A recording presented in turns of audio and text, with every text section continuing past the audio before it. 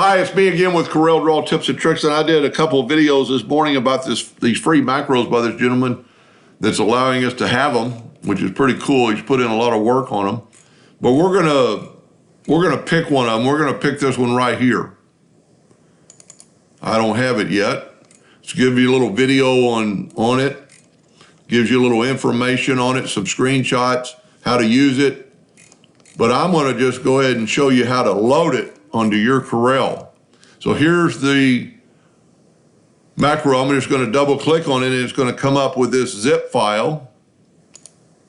I'm going to show in folder.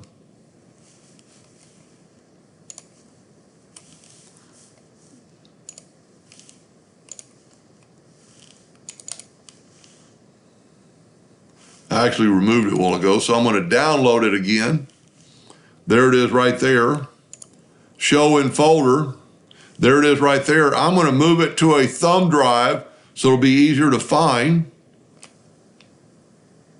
Then I'm going to click on the thumb drive and I'm going to find that spaces between. Now it's still in a zip file.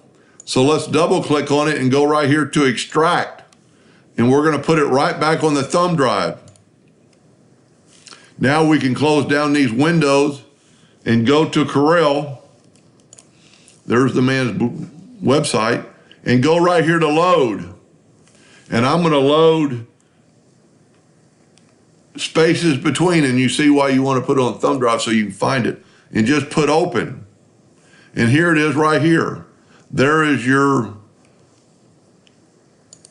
new macro loaded up and ready to go. I might even play around with this and find out what it does.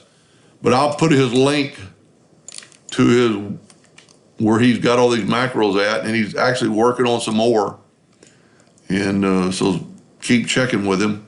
Anyway, I hope that helped a little bit. Thank you for watching.